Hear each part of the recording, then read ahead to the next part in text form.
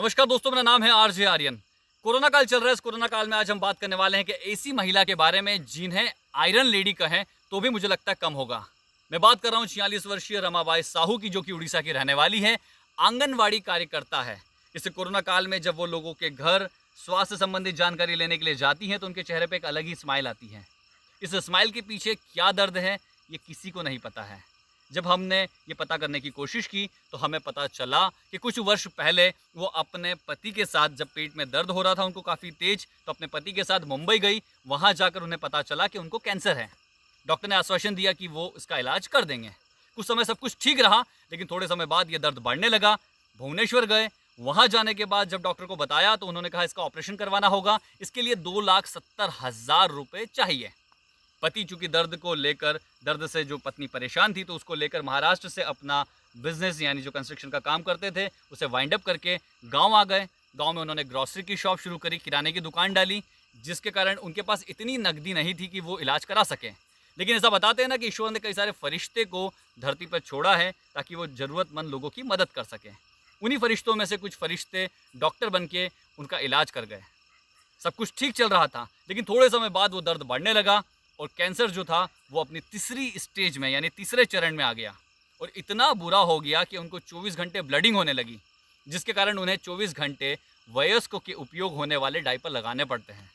इन सब चीज़ों को ध्यान में रखते हुए कोरोना काल में वहाँ के सरपंच प्रशासन ने उन्हें अपनी आंगनवाड़ी की जो उनकी जो नौकरी है उसके लिए उन्हें नहीं जाने के लिए कहा कि आप चिंता मत करिए, आप घर में आराम करिए। लेकिन उन्होंने मना कर दिया। मना करते हुए उन्होंने ये कहा कि मैं घर में रहती हूँ तो मुझे ज़्यादा दर्द होता है, जब मैं काम करती हूँ, लोगों तक पहुँचती हूँ तो मैं उस दर्द को भूल जाती हूँ। साथ ही साथ उन्होंने एक और चीज़ कही कि मैं ज़िंदगी जीने के जो मायने होते हैं वो मुझसे बेहतर कोई नहीं जान सकता है, क्योंकि मैं रोज़ मौत को करीब से देखती हूँ। ये सारी जो चीज़ें हैं वो रमाबाई कैसे कर लेती हैं, किस तरीके से वो स्माइल लिए फेस से लोगों को इतने दर्द होने के बावजूद भी चली जाती हैं, वो उनसे बेहतर कोई नहीं जानता। एक और बात बता दें कि 201 जो पूरे गांव में 201 घर हैं, उन सब परिवारों को उनको देखना होता है। 201 परिवार, यदि हम बात करें कि 5 लोग एक परिवार में होंगे तो 201 घरों में लगभग 1000 सदस्य होंगे। उन सबको सैनिटाइज़र, उन सबको मास्क और जो कुछ गरीब लोग होते हैं उनको भोजन मुहैया कराने का काम भी रमाबाई करती हैं। आगे हम आपको बताते हैं कि इन सब काम को करने में वो बहुत ही अच्छा महसूस करती हैं, लोगों को प्रेरित करती हैं। लेकिन इसके उल्टे हम बात करते हैं कि देश के कई सारे ऐसे नौजवान हैं जो कि इस लॉकडाउन का उल्लंघन करके घरों से बाहर निकलते हैं और मौत को बुलाने की हर एक कोशिश करते हैं। लेकिन वो ये नहीं जानते हैं कि कई सारे पुलिस वाले, कई सारे स्वास्थ्यकर्मी, कई सारे सफाई कर्मी, कई सारी बैंक कर्मी और कई सारे ऐसे लोग जो कि ज़रूरत की चीज़ें हम तक पहुंचाने की हर पल कोशिश कर रहे हैं, मौत को अपनी हथेली पर लेकर काम कर रहे हैं।